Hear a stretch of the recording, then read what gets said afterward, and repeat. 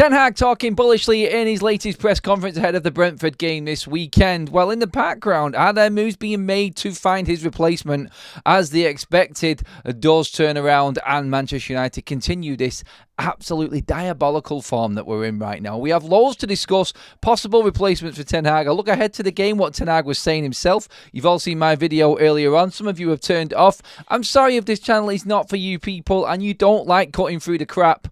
This is just what we are. If you like it, stay tuned, get your comments in and enjoy it. If not, I suggest you tune out because it's not for you. I've got Jay along with me who fits and abides by them guidelines every day of his life. Jay, welcome along, my friend. Football is back. How are you doing? How are you feeling? Are you in confident mood? Well, you know me, Adam, a very confident personality. Confident about tomorrow for the Park the Birth World Championships in Old Trafford? No. I'll watch it because it's my duty to watch it and do a show with you. But not confident of a win. But Ten Hag today, Adam, press conference. Jesus, he was like Stallone at the end of Rocky IV, kind of swinging off the ropes. I never saw him so bullish in his last 3 years. So maybe Ten Hag knows something you don't know or I don't know. Mate, he better have something up his sleeve because I'm not impressed with the way he's talking. I'm just not buying it. I'm really not buying it at all. And he's got to do a lot of convincing. Well, on that Manchester United, well, in the dugout and his team on the pitch for me. I'm sick of the talking. I just don't like the way he talks. He winds me up rotten, as my video earlier on shown. I think he comes across as an arrogant man who understands the situation he's in right now as one where Ineos really haven't got a lot of room to move. And I just won't accept the standards that he is trying to level out at this football club. I'm not having it at all, and I'm very strongly opinionated on it. And I've just had enough now. I'm not going in. I'm not trying to skirt around the edges. Stop telling me bullshit. Stop trying to convince me that this is all right. I just want to see action. I want to see results on the pitch. I want to see real progress, not what you're imagining in your head and then trying to tell us and convince us otherwise. So for me, that press conference today, it was just your typical Ten Hag press conference. I just think people have just got carried away with a 2-week break, not seeing United, and convinced themselves that things are actually not too bad. I suppose until they actually walk out on the pitch and the first 5 minutes of the game's played, Jay, they are going to feel that way, but it sinks in very, very quickly, doesn't it, when you actually see this team play? Yeah, it does. The phrase I always use, and I get a lot of crap on it on social media, I always refer to a large portion of our fan base as sheep with the attention span of a goldfish. And after 2 weeks to know football, they'll literally watch that shit today Ten Hag's going on with, like, think it's Christmas cake and gobble it up. Like, he's banging on about what he did last season. Mate, you finished 8th. And by a miracle, you beat Man City. A lot of fans didn't even want to go to London to watch the game.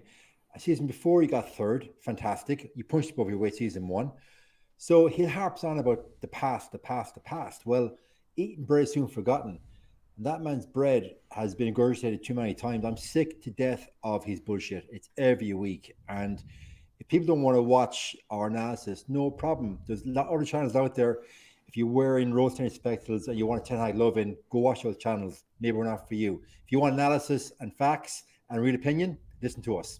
Exactly that, and that's what the members are doing. I did see a member join earlier on.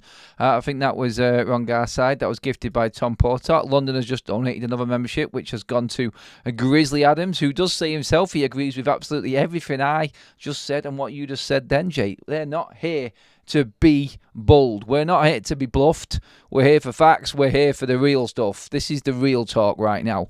But behind the scenes, things may not be as sweet. We're hearing a lot of talk. Christian Folk, German expert, Florian Pettenberg, as we know, who we use quite often through the summer as a go-to source for news around Manchester United regarding transfers, has come out. Both of these have come out and said a lot. I'm going to start with what Florian Pettenberg said first of all, because AMORIN's a man, AMORIN's a quality manager, and it is a serious option for Manchester United should Ten Hag lose his job. Maybe not this season, maybe at the end of the season, and it's up to when he has to decide what to do in between. But he reads, Manchester United are interested in RUBEN AMORIN and have made inquiries about him and his situation. That situation being, Jay, that he has a clause that he can leave Sporting in the summer, i.e. summer 2025, this coming transfer window, mate. RUBEN AMORIN is there at the end of the season. Jay, I can feel a plan coming together. I don't know about you. Well, you grew up in the same year as I did, watching Hannibal and B and the A team. I could plan come together as well. I knew you'd pick up straight on that, mate. There. However, with Ten Hag, I don't pay the fool. If you know, you know. So AMORIN, look, we've gone from Tuchel to AMORIN in the space of 3 days. Would we take AMORIN here? Absolutely yes. He went from Braga B team in that 2019 to Braga A. Did not manage Sporting. Plays a 3-4-3. Press the life out of teams. Has two. What's the? I have it here in my notes. He has. I have you right down here. Tag flexibility 3-4-3. Forward midfield. Got Morata and bad pronunciation. Hulen protected defense, and then Paulinho Nunez are up top. And a low block when not in possession. More for that. But will our players, can they adapt to yet another new style? How many of those players can adapt to a high workload pressing team? That's the problem there. Will I have him at the club in a heartbeat? However, Adam, will he be interested in taking on a team next season that's finished mid-table in the Premiership and is not playing any European football? That's the big question. Well, is there a project there in that press and within the same sort of conversations? Florian Plettenberg has been saying a lot. So he's the one that broke the news around AMORIN. We've got more to talk about other candidates in a minute. But when you said there, would he want to take on this Manchester United side?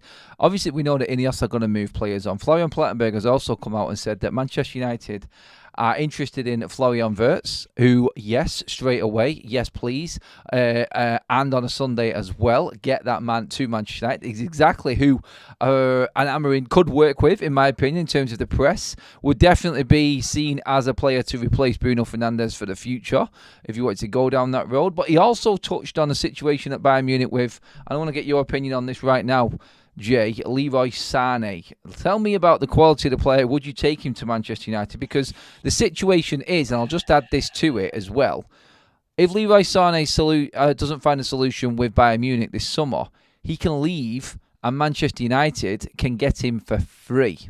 Does that change anything in terms of him being an ex-City player?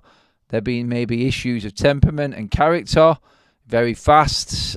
Pros and cons. Do the pros outweigh the cons for you? Would you go for him just because he's a free?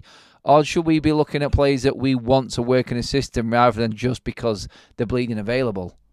Okay, first of all, I don't particularly care if he was an ex-City player. The days of players playing for a club for 8, 9, 10 years and having loyalty are long gone. Players these days, first of all, are mavericks and they're mercenaries.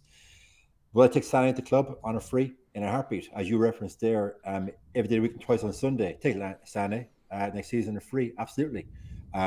Would he play with an AMORIN system? I think he would. Can AMORIN control his temperament? Time will tell. Live chat, what are you saying? Sané on a free? Well, I'm going to come to the chat now to get some comments in. Luke Casey there. It's actually bad that I've stopped looking forward to watching Manchester United play again. That's true, yeah. Bexy also says United have a lot of youth for the press. Bruno can press Agate, as for example. We have a lot of young players coming through. That is right. Cam 35mm says big fish in a small pond and then put that fish into a lake. How will that so-called big fish do? I think that is probably referencing our friend Mr Erik Ten Hag. Christopher Hooper says the talk is that he going to sit there, done a deal. That's why it's been going around for months. Not for months, Christopher. We was just talking about this recently. It's only come to light because Begiristain is leaving Manchester City and obviously Vaiana, the current sporting director, is going to Manchester City to replace him. Does AMORIN want to go across? It would seem like a right fit, but until obviously Pep Guardiola makes his decision, we will just sit and wait. But United have approached, and it's a definite, we have approached Sporting to inquire about the situation of Ruben Amorim. So there is moves being made again. And one thing it does point to is that Manchester United are actively looking beyond to try and find a replacement for Ten Hag. So we can say what he wants in press conferences. He can try and convince us that we're playing this fantastic brand of football all he wants. But at the end of the day, behind the scenes, and this so-called everyone being on the same page, is not so. And I don't think every member of the media is going to make up lies and fairy tales, as he quoted today in his press conference, Jay. Moves are being made, and significant journalists from around Europe are definitely talking in a way that Ineos are not happy and are actively now looking for a replacement, no matter what happens in the turnaround of this season, or if there isn't one. Either way, it looks like the writing's on the wall, Jay. Yeah, the phrase I've used about Ten Hag has been diluted. And I'll give you an analogy. It's like a mate who's got the girlfriend who he's punching above his weight, having her in first place. He's really punching. She's a 9, he's a 5. And all of a sudden she discovered, hang on a second, I can do better. She's out every night of the week, touting her wares and trying to pull an 8 or a 9. So Ten Hag knows in his heart of hearts his days are numbered. He knows the club are trying to find his replacement. But in the press conference, I think he's just trying to save face. For his own mental health, he's got to try and save face. What's he going to say in a press conference? Hold his hands up and say, listen, I know my days are numbered.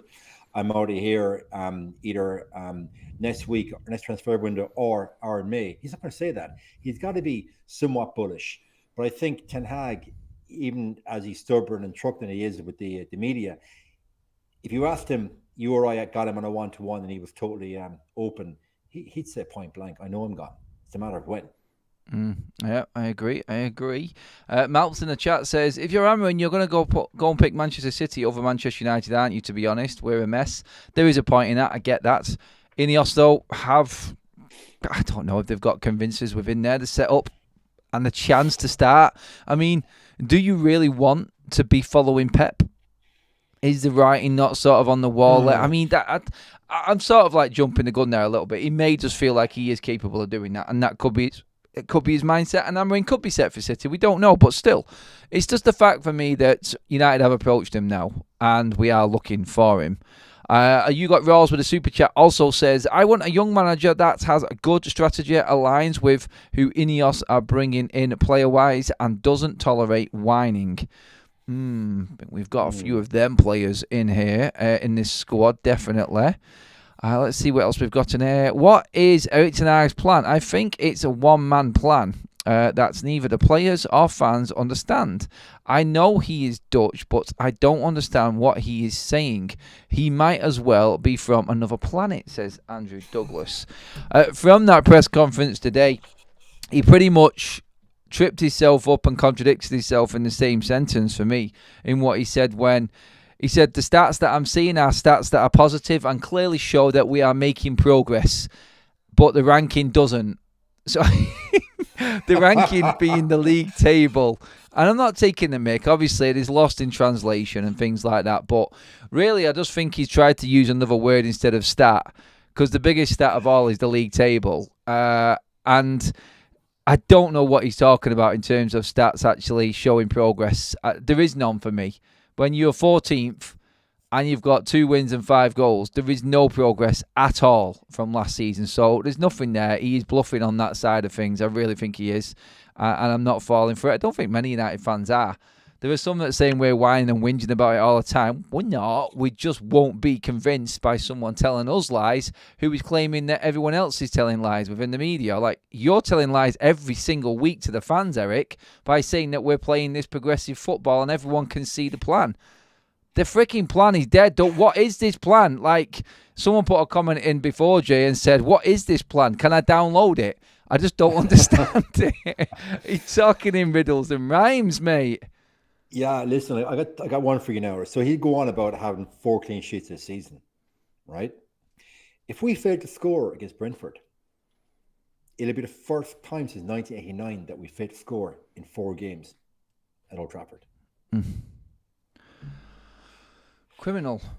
Yeah, criminal. And you said it there, like, that is criminal. But he'll bang on about 2 cups in 2 years and the 4 clean sheets. He's literally hanging on like a person hanging with one hand at the edge of a cliff, and somebody's there literally peeling off finger by finger until they never fall. The man is hanging on by a thread. And some of the fans, they'll, whatever MUFC put out or the club officially put out, they will eat it up. And that's totally okay. But sooner or later, the pen's got to drop at the fan base. The manager is out of his depth. Winning titles in Holland is equivalent of winning a championship. Would you hire a championship manager to come to United? No, you wouldn't. So the point was wrong.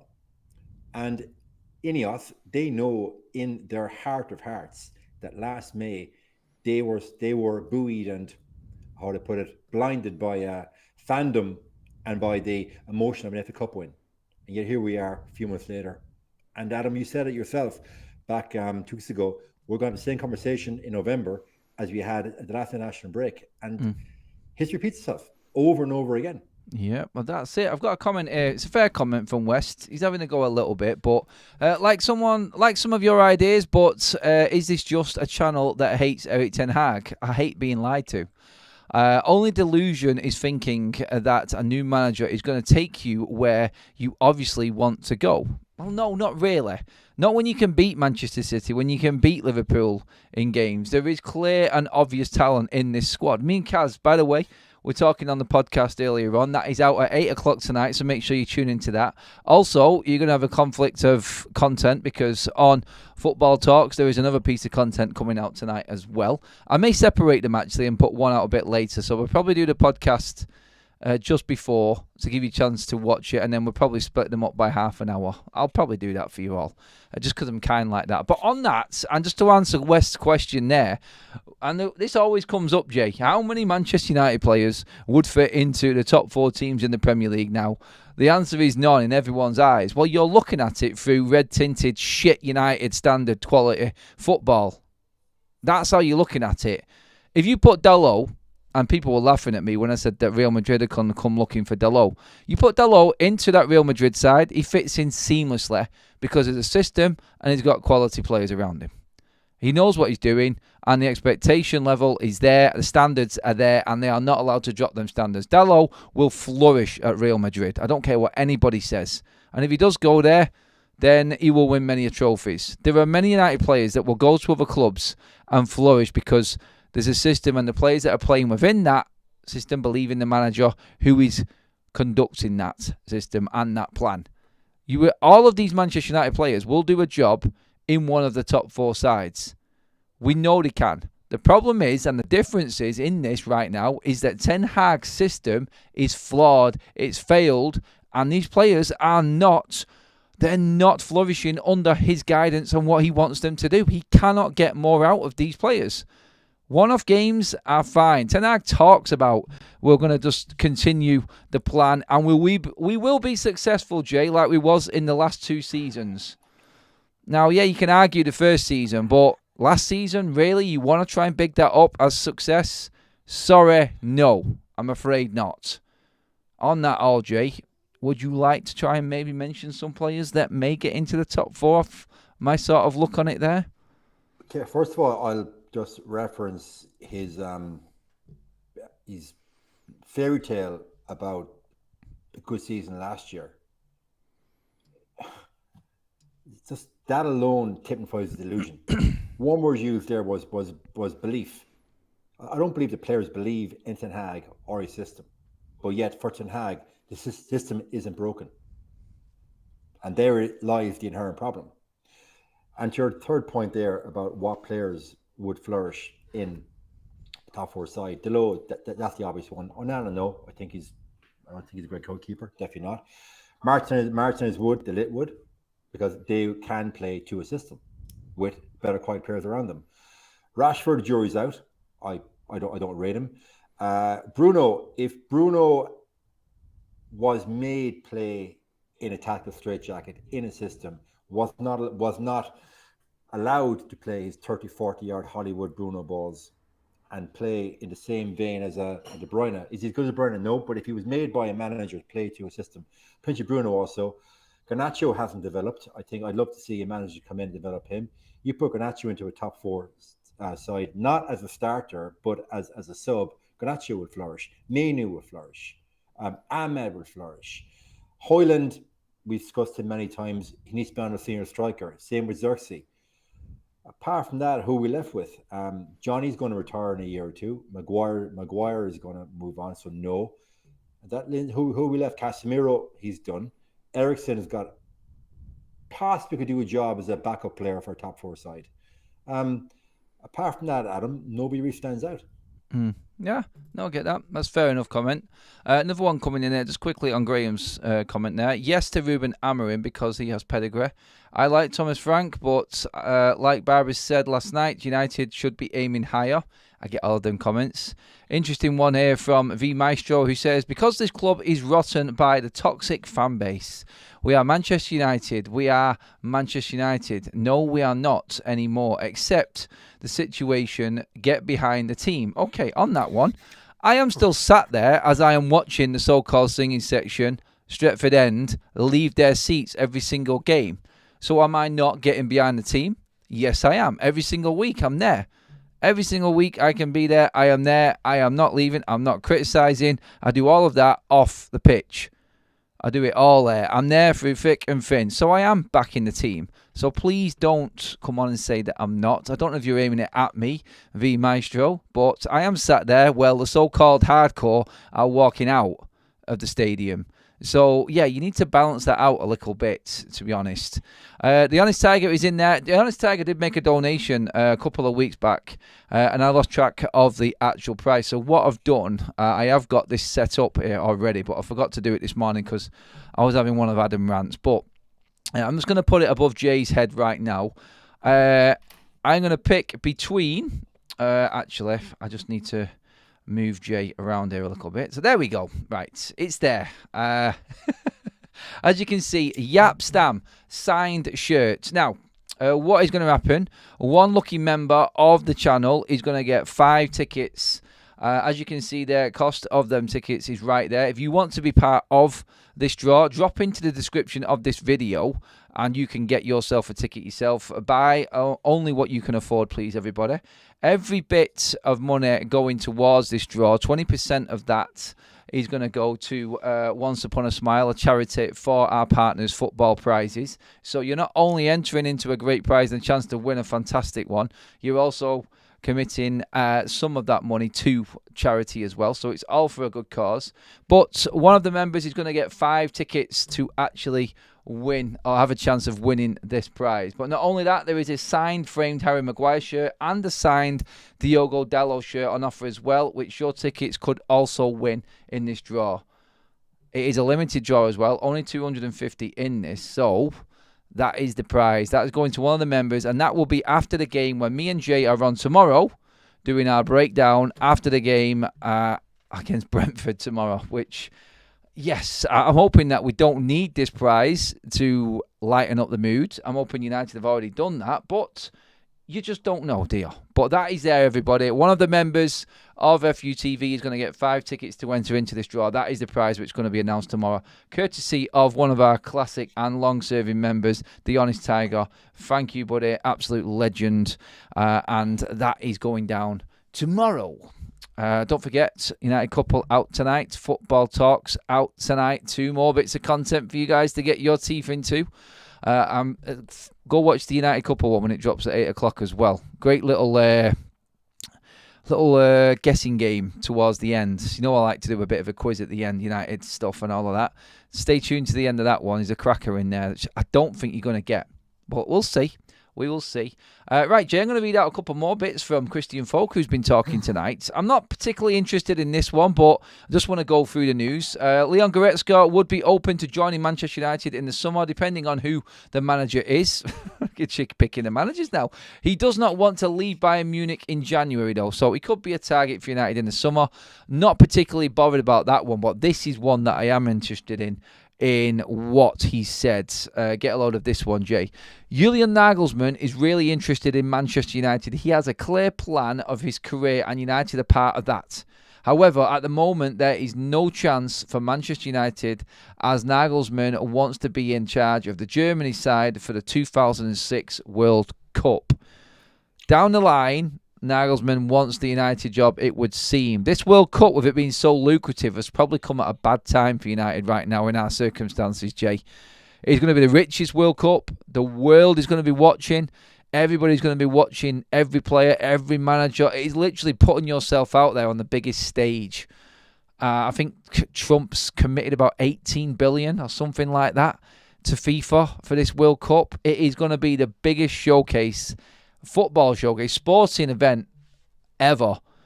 and Nagelsmann wants to be part of it. You can understand that, Jay, but just the thought of him being manager or wanting to be part of Manchester United's future gives me a little bit of confidence looking forward, mate.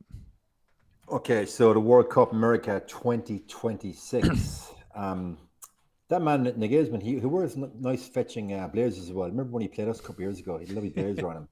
Well-dressed, dapper lad. Look, I'm just digressing here. But that's 2026. That's 18 months away. Mm-hmm.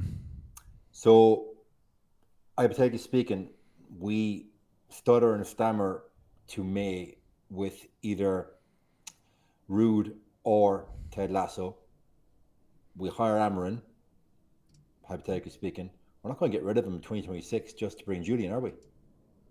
So Julian Nagelsmann, that could be the 2028 project when the club is 150 years old. When reputedly they plan on winning the Champions League and the Premiership. So Nagelsmann 2026, I think it's come at the wrong time. Ultimately, he may come in front of time, but 2026, I don't think will be the year. No, it's one of them. It just come at the wrong bleeding time. It's just come at the wrong time. It's the right man, wrong time right now. Yeah. But we have to commit to the next man, I feel, because there's a plan for Minios. They want to win.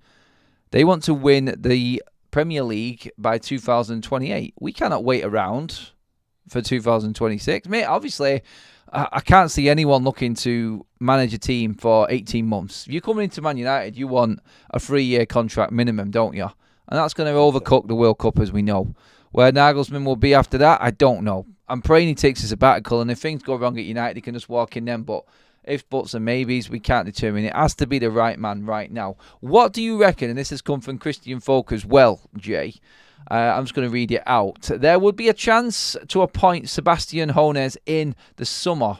Should Manchester United sack Erik ten Hag and opt for the German? Hoeneß will not leave Stuttgart during the season. Now, we did approach Hoeneß this summer, but he was committed to Stuttgart. He wanted to do more with them and wanted another season with him. He won't leave in season, which is understandable. And we're in a similar situation here with AMORIN, where we could have two young up-and-coming managers who play a great brand of football available in the summer with release clauses, Jay.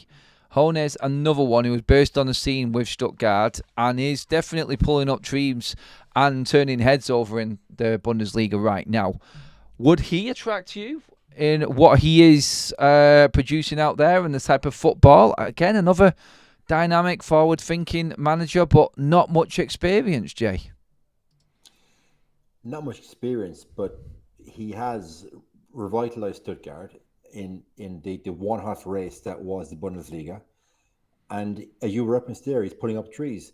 Young manager, what is he? Late 30s, early 40s. They're becoming younger and younger, aren't they, these managers? So, obviously, a very progressive thinking manager. And he's come through the era where he's more open to, I wouldn't say more open, he is an advocate of sports science and modern thinking and how things are done these ways. I think Ten Hag is reputed to be a laptop manager, but for a laptop manager, he makes shockingly poor decisions. You've all the stats, you've all the data in front of you on your spreadsheets. He makes shocking decisions. It seems to me Hoeneß, being a German gentleman, would be very analytical, would analyze stuff to a degree, but come to a correct decision, unlike a current manager. But had I to choose between him and AMORIN right now, I couldn't split them. Honestly, couldn't split them. I think I would edge towards AMORIN because I sort of agree with Graham in terms of I think he's got a little bit more pedigree. I think he's definitely made players better. I mean, you look at Gyökeres coming from Coventry, championship player, to turn out the numbers he has, and you could argue all you want about the standard of the Portuguese league. It's twice as hard as what it is in the Eredivisie. And anyone coming from the Portuguese league, we've seen it numerous times. The amount of money that Benfica charge for their players, it's not out of just chance. It's because there is a quality league there in Portugal. Not the best, don't get me wrong, but there are good teams there. You've got the likes of Porto, Benfica, Sporting, these big European juggernauts. that are there in that league, and it is competitive. I think the brand of football is better as well in that league. And I just look at AMORIN and I go, I think he's had a little bit more experience. I think he has got a very, very good style of play which suits players that we have got right now, which is, you know what, Jones may, by the end of the season, convince me even more. But as it is right now, I think AMORIN definitely just tips it over the edge, I feel. But yeah. Looking ahead, Jay, we have a great super chat in from Modern Samurai. A super chat. Thank you for that, buddy. I'm just going to read it out, Jay, and that'll take us into the last segment, which is, I see us getting 10 points in the next 10 games. 2 wins versus Leicester and Everton. 4 draws against West Ham, Nottingham Forest, Bournemouth and Wolves. 5 losses against Brentford, Chelsea, Arsenal, Man City and Newcastle. I hope we do better, but I don't see it. I don't see the way we are playing at the moment.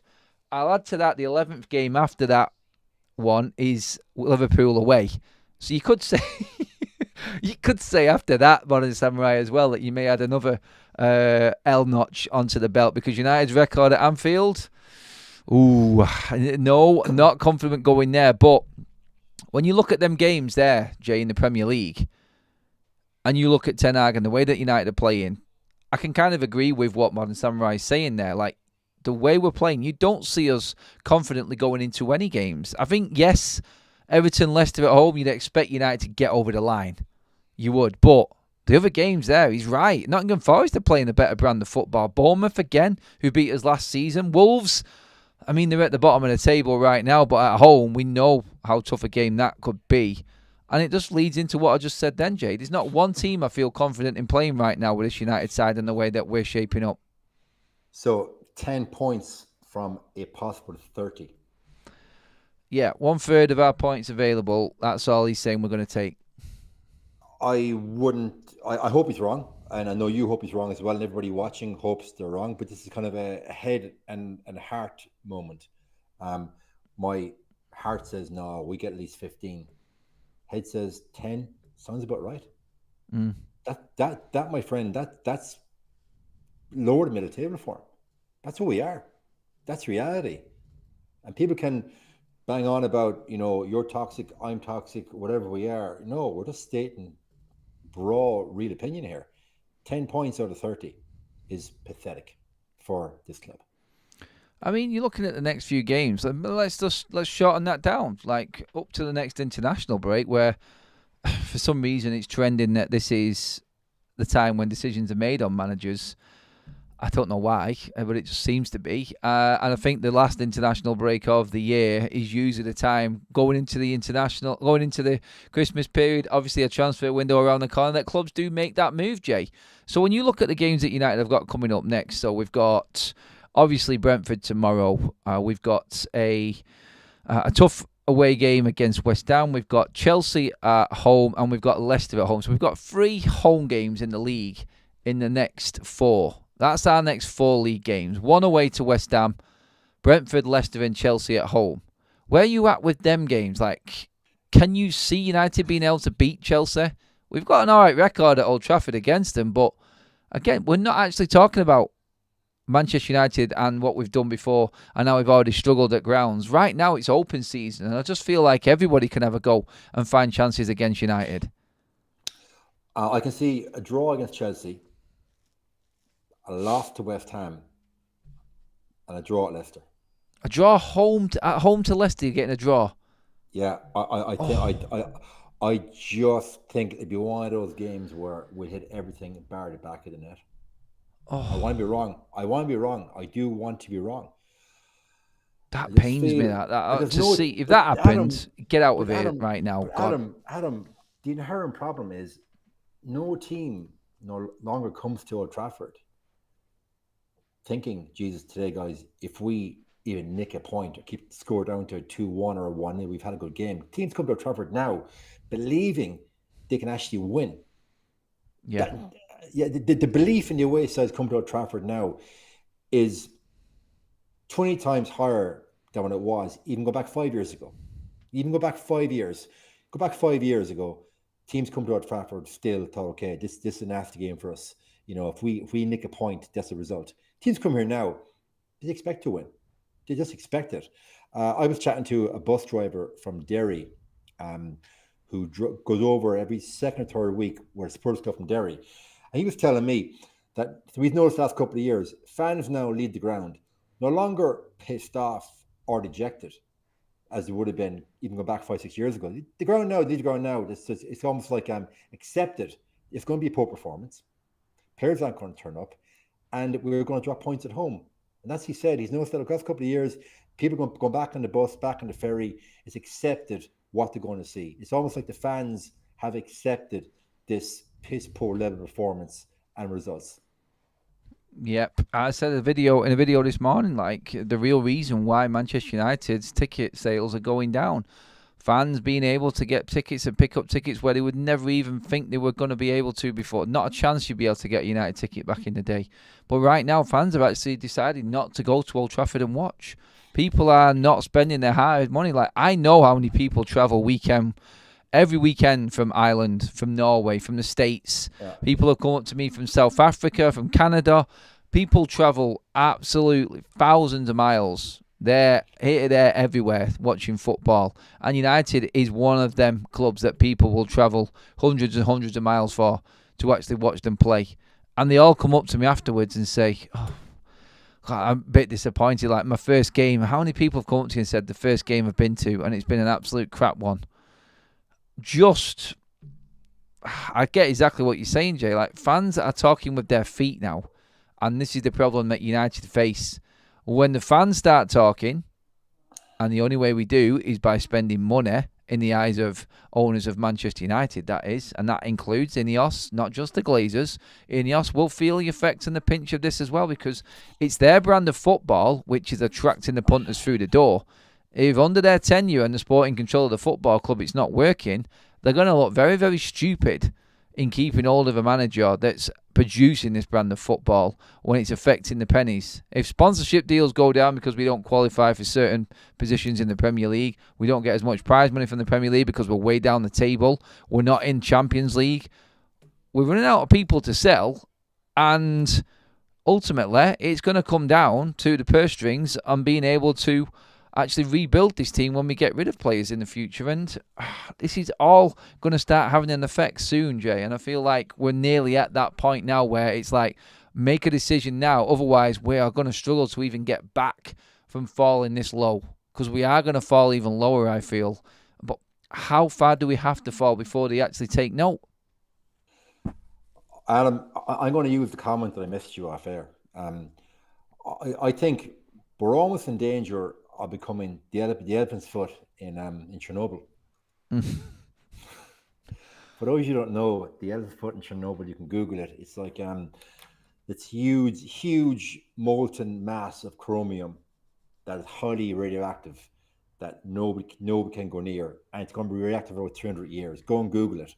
When I saw the empty seats pictures this morning of Old Trafford, that treated my brain. Jesus, Old Trafford's like an elephant's foot. People just don't want to go to Old Trafford. Like, I'm actually miffed. Like, obviously, I'm in Ireland. I can't go to many games as I wanted because obviously, you know, life and costs and whatnot. And you said people come from Norway, America, all over the world. But ultimately, fans will stop coming. Like, Double A said on a show that he was going to the 20 game and he's just stopped himself. Saeed, another good lad, long life supporter, was thinking, will I go? So how much longer, and you referenced there, Adam, how much longer can this go on before the penny will drop Ineos, that they will lose their fan base if they don't act soon? Because fans will vote with their feet and their pockets. Yes, they will. They will indeed. 5 gifted memberships from Modern Samurai, and they have gone to, you got Roz, Graham Wild has got one as well, Lily United, we've also got Leo and D3L. welcome to the Members Club. Please do thank Modern Samurai in the chat. He is funding this show tonight. Absolute legend. But we are going to wrap it up there. There is plenty of content still coming out tonight for you guys. Obviously, 8 o'clock, we have the United Couple podcast. 8:30, we have Football Talks, the new channel. Make sure you go and subscribe to Football Talks, everybody. One of the mods will drop the link to the channel in the chat right now. A new football channel other than Manchester United content that we are now doing as well. So make sure that you go and subscribe to it. Watch the latest video tonight. Interesting one indeed. Like most of the videos are going to be on that channel. So yeah, it's going to divide a bit of opinion. But that's what I wanted to do. I wanted to get the debates going. But mods who did a great job tonight. Big shout out to You Got Raws and especially Modern Samurai for your donations in the show tonight. Please give the video a like, guys, as well. We are only at 160, so let's get that up around about 200. Thank you for tuning in. Jay, pleasure as always for coming on. Absolutely loved that, mate. Thanks for having me. Who would have thought I would discuss an elephant's foot on United channel? Ten Hag makes you do crazy things, mate. He really does. He really does. By the way, Adam, tomorrow, what do you reckon? I've gone 1-1, mate. Me tomorrow. I'm going for a draw. I'm gonna go with 1-0. I think we just win 1-0 and the rose-tinted fans will jump on the bandwagon tomorrow night. And you and I will be branded as toxic again. Yep, you can see what's coming. Link to Football Talks is in the live chat now. Links to the United Couple is also in the live chat. Make sure you jump on them. Thank you, everybody. I will see you tomorrow. The day starts. Match day starts tomorrow. Obviously, we're back at 8 o'clock in the morning, starting off bright and early. And yeah, let's see what tomorrow brings, everyone. Give the video a like on the way out. Make sure you've subscribed to Forever United TV. Hit the bell notification. And I will see you all in the morning. Match day finally is back.